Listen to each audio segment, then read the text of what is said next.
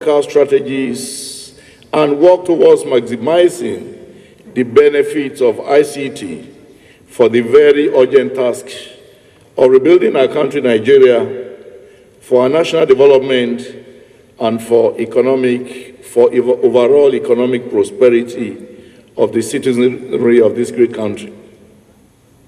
I want to especially thank NIDA management for the very thoughtful preparation and arrangement which has been put in place to make today a huge success that it is turning out to be. Your Excellency, ladies and gentlemen, the present economic challenges and the dwindling revenue from the oil sector, which we have relied on over the last 60 years, spurs us towards making fresh national efforts towards diversifying the economy away from oil, because doing so is the only guarantee for sustainable development. There is no such better alternative to doing that, and I want to say with due respect that the potentials which ICT has for our national development is not necessarily with agriculture, it is not necessarily with even mining, because we know of several countries which never had petroleum, which never had mineral resources, which never even had land for agriculture, but which through ICT has surpassed Nigeria in all indices of development. It is on record the tremendous growth that ICT has contributed, particularly from the records we do know now that ICT has contributed within a very short time more than 12.62% to total nominal GDP and 12.68% to total real GDP in the second quarter of 2016 alone. And I want to rely on statistics coming from the National Bureau of Statistics in affirming this position. The information and communication technology revolution no doubt offers a historic opportunity to enable national adjustment to a fast-changing and knowledge-driven global economy. It opens the opportunity for Nigeria to transform to an open, smart, and very inclusive economy. It offers new tools and platforms to address the region's challenges, particularly in areas such as governance, employment, demands for public services, export diversification, structural transformation, and global competitiveness, among others. In other words, ICT is the enabler of every other human endeavor, whether economic, whether governmental, whether industrial, and what have you. The Ministry of Communications has, consequent upon this desire to utilize ICT to move Nigeria forward, we have evolved a national roadmap for ICT sector by identifying a few key projects that we believe would have positive impacts on the national economy, and which is tailored into equipping technological startups and young innovators for effective drive towards inclusive economic development. Several speakers were on hand to add their voices to the discourse. All the good things about the advantages of ICT to our great country have been mentioned by the two previous speakers. I wouldn't want to overlabor the issue. Less privileged countries have leveraged and benefited from ICT. Youths today do not want to go back to the farm, despite its importance. The government, through its policies wants to create millions of jobs, God has naturally brought a solution through the ICT. And I wish that the federal government of Nigeria will remove ICT from its bureaucratic list so that anything that concerns ICT will be given an express permission to perform.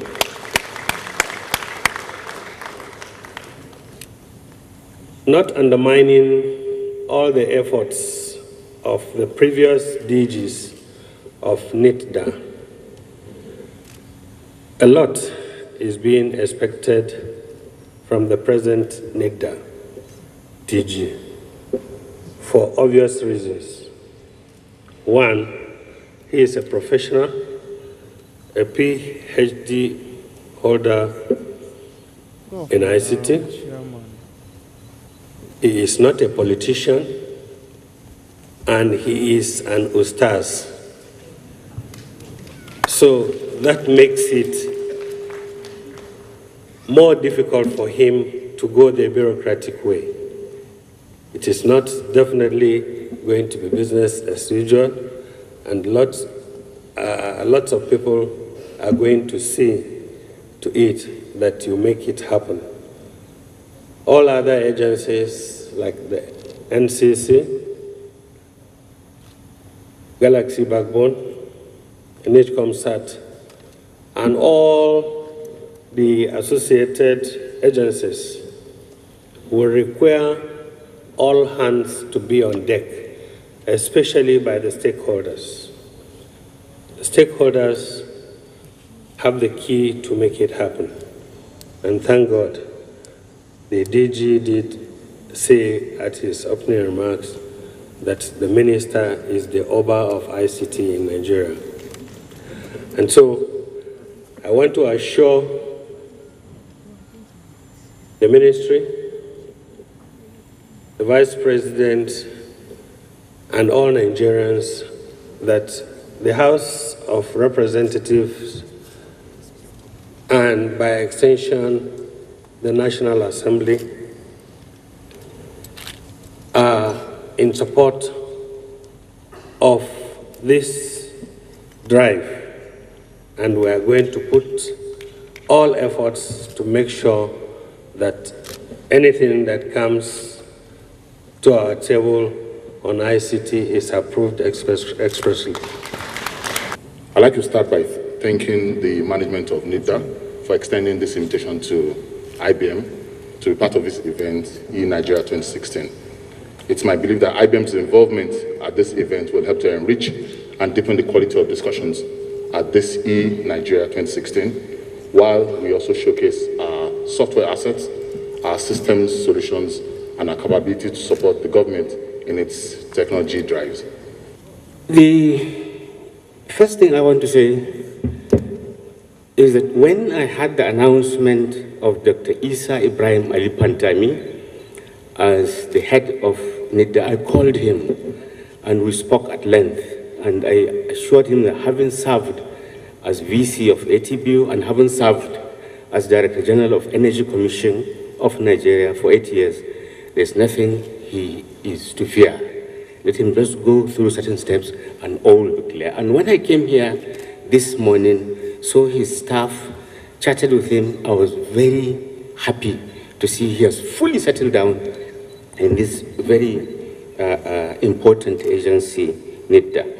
The world really and truly has been driven by a large-scale amalgamation of global markets and the dramatic growth of information and communication technology. And two factors are the reason for this. Number one, there's a blend of widening global markets and escalated international competition. And then there's also delayed impact of a number of technological innovations developed over several decades, coming on one by one to bear. Then the second point I was raising here is pointing out that in the modern economic perspective, ICT is really seen as an important production factor by reason of knowledge-driven economy, as the minister has said correctly. And many researchers assess that knowledge, innovation, and technological changes become important factors for economic growth. And then modern growth theory highlights the importance of knowledge for economic growth. And this is the reason why investment in ICT is absolutely necessary. Some young innovators were on ground to speak on their innovations. Today you'll be seeing a mix of innovations from different parts of the country. So we've broken it into 5 groups of startups for every time we have a startup demo during this day 1. Please enjoy yourself and reach out to these startups. If you like what they do, reach out to them. If you like to invest, if you like to know more, reach out to them. They've got their pavilion somewhere where the startup pavilion is. Millions of people around the world do not have access to a computing device. Computing can be seen as a major factor of improving and diversifying the economy of any country. People in developing countries can be seen as people who worry about what they have to eat as their next meal. And we have built Cloudera OS, an operating system which is designed to address this issue of having access to a computing device. Mostly people are moving as means of relocation. People are relocating, and then people are constantly changing addresses. Like now, I've moved from Jos to Abuja. That means I've changed address. Next slide, please. This is a solution. Your address, like your phone number, you move with it. You're basically your address, where you are, and then even if your physical address, your phone number, or your email changes, you have one logical address, one global address that rules everything. One global address that anybody can dial to reach you. They can easily locate you, they can easily call you, they can email you via the same address. Base Cloud is an IT company with innovative tech solution, and our aim is to promote ICT basically and empower youth with tech. Empower youth with an ICT project that we have on right now, which is the project that we're currently working with the Ken Saro-Wiwa Foundation. What we've done so far is created a tech hub that are training developers not only to be entrepreneurs but to be techpreneurs, and we're looking forward to expand throughout the South and the country at large. Different tools, we're doing 3D graphic animations, we're doing web development, software development, and Kimberly said earlier, what we're doing is training people not just to know the basic programming, but core IT programming, and they can expand their expertise, they can be better developers. ASUS is basically a technology platform that helps pair public service workers with merchants who want to buy things and pay in installment. We want to believe that we finally provided a solution that will make Nigerians not complain about the economy again. Emplog is a business social network that focuses on mainstreaming the informal sector. I'm sure you know that the informal sector, little or nothing is known about the dynamics of that sector. You can hardly say how many plumbers you have in this country. And we can't even really talk about the white-collar categories. So what Emplog did was to find a way, a very simple way, to democratize jobs, create easy job access, advertising, even offline, to the extent that even the Kano trader or the Onisha main market trader or Laba trader, without even having internet access, will engage in full-scale e-commerce. Professor Oluyemi Oluleke Oshibanjo, GCON, SAN.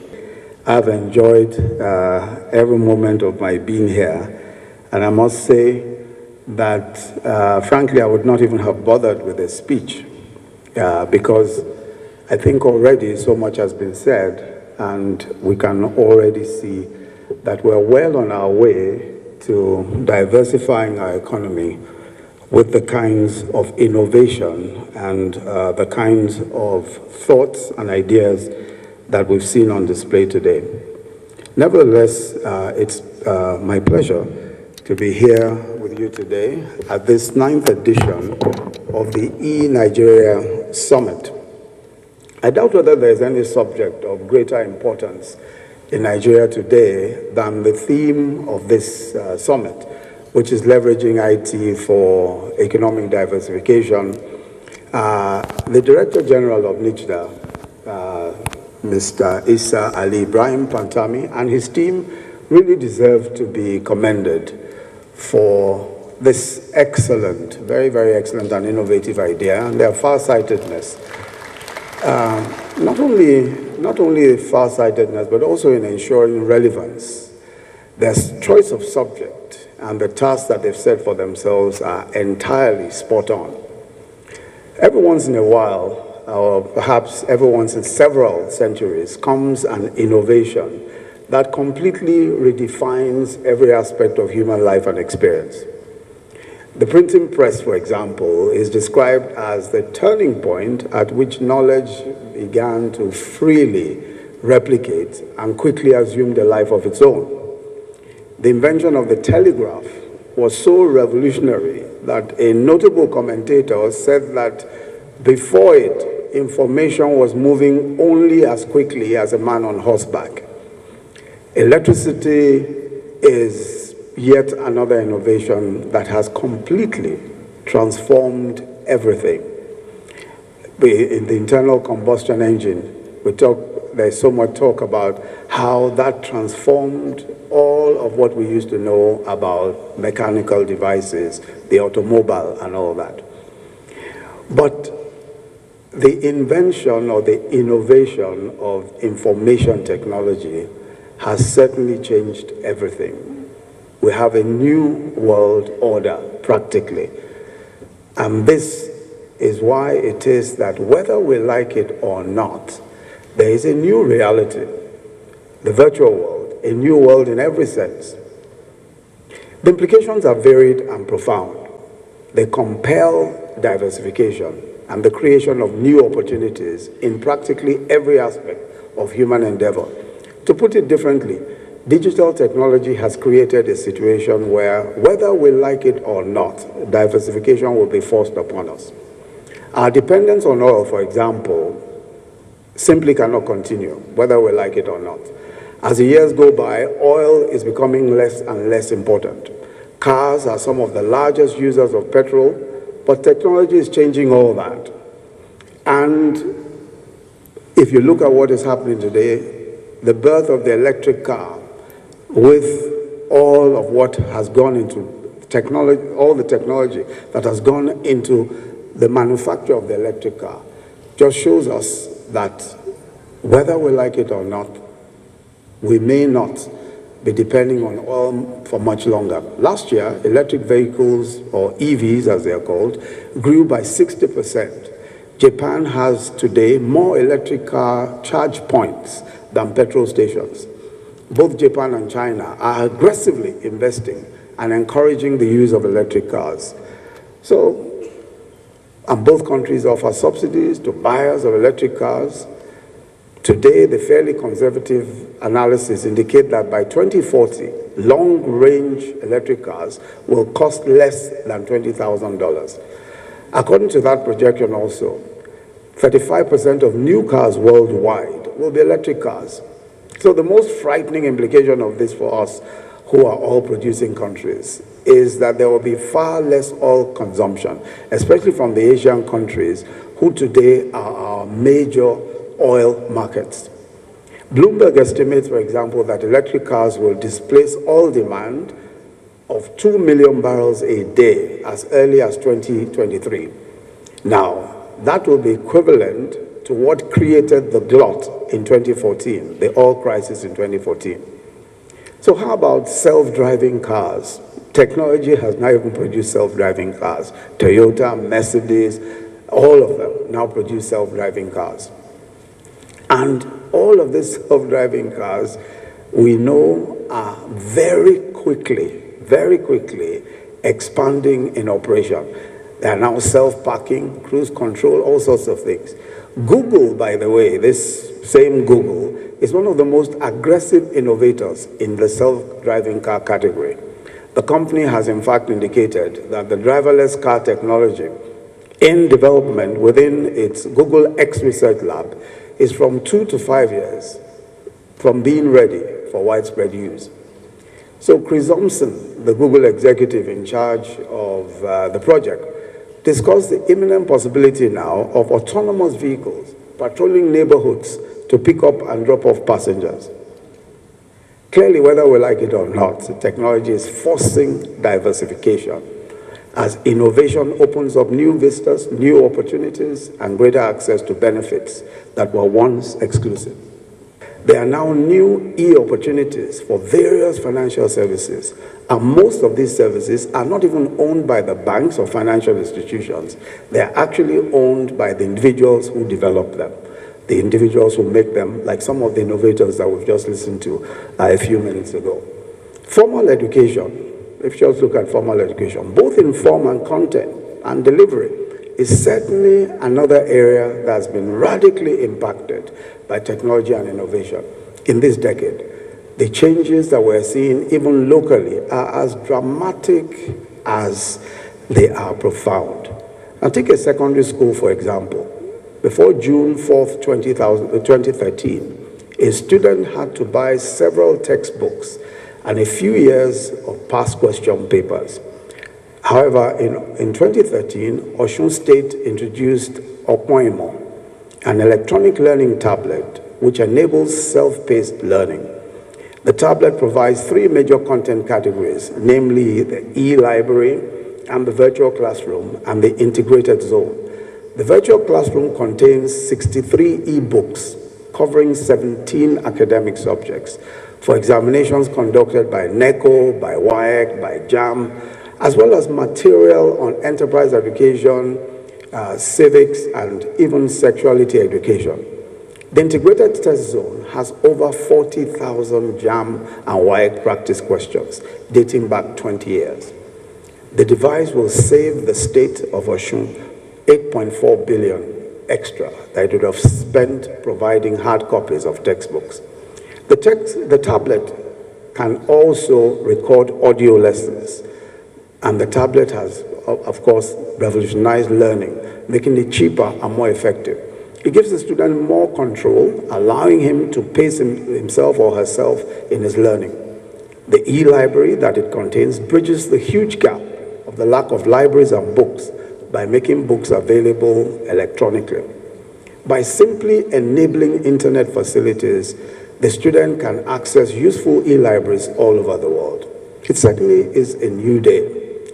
Incidentally, one of the youth employment schemes of the federal government, which is called NPOWER, which started on Friday, as has been noted, and we're engaging in the first phase about 200,000 unemployed graduates. That particular program has opportunities for the training of volunteer teachers, agriculture, extension workers, and public health officials. Each successful applicant will get a device. Now, that device is a teaching tool which contains a broad range of teaching materials, including technology training materials, software, writing, access to several electronic learning sources. The device will enjoy free internet access provided by one of the communications companies. And the result is that for the first time, we will be conducting the largest completely online training and empowerment, as well as monitoring and evaluation in Nigeria. Without technology, it would have been impossible to train over 500,000 persons within a few months, given the cost and space constraints of such a venture. Applications for JAMB, as you know today, are all online. Results are electronically generated and all of that. The automation of education has moved faster, much faster than we ever imagined, even here in Nigeria. So it's evident that the quantum leap that we're seeing in technology is only delayed by the deficits that we have in power, in bandwidth, and other infrastructure. So the federal government is investing very aggressively in technology. We're budgeted for the training of 65,000 young Nigerians in hardware and software services as part of the social investment program of the federal government, which has the very active collaboration of the Ministry of Communications and, of course, NICTA. This will mean that we'll be building more local capacity, much more local capacity to assemble hardware, to write innovative programs, etc.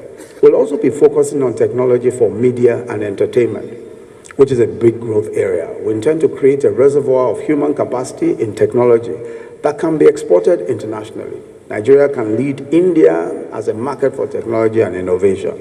There's no question about that. Just 3 months ago, we demonstrated our resolve to encourage young, innovative Nigerians by hosting an ASO Villa Demo Day to showcase various solutions developed by young Nigerians. The top 3 finalists of the competition were one, Damilola Olokeshusi, 26-year-old, founder of something she described as Shutters NG Limited, a startup company with less than 5 employees, started by herself and another lady. The technology application brings professionals together by sharing transportation systems based on proximity to their respective places of work, which will drastically help reduce traffic challenges in metropolitan cities like Lagos and Abuja. Mr. Emmanuel Okena was the second at that competition, a 38-year-old founder of Tracology, a startup company founded in 2014, currently with only 4 employees. The company developed and patented a smart payment process for tracking and verifying user payments by utility companies and government, which will help increase revenue generation and collection by utility companies as well as local, state, and federal governments. It will also reduce inefficiencies in the revenue management process. The third is a fellow called Mr. Alison Okono, founder of Recycle Points, a startup company founded in 2013, currently with 50 employees. The company developed a solution for motivating waste management and recycling as a social benefit venture. The company encourages citizens to gain value from proper disposal of their everyday waste, and this in turn has benefits for the environment. In addition, the company exports the recycled waste to China, which in turn helps to generate foreign exchange for Nigeria. These innovators and many others like them provide abundant proof that shared determination and an enabling environment, our young entrepreneurs are set for world-class achievements in technology. And we just listened to so many, about 5 or 6 innovators a moment ago. And all of that just tells us that we are well on the way. So what are we left with? What are we left to do? I think that the important things have already been highlighted by Professor Sani Sambo. One of those important things is policy and incentives, a policy and incentive regime that enables all of what we have been talking about and unleashes the talent and the hard work that has already been put in place by these young people. I take very special pleasure in expressing our profound appreciation to His Excellency, the Vice President, not only for his leadership and support for the ICT sector, which has been demonstrated both here and elsewhere, but also for his patience in sitting through the entire proceedings of this opening ceremony. I thank you, Mr. Vice President, sir.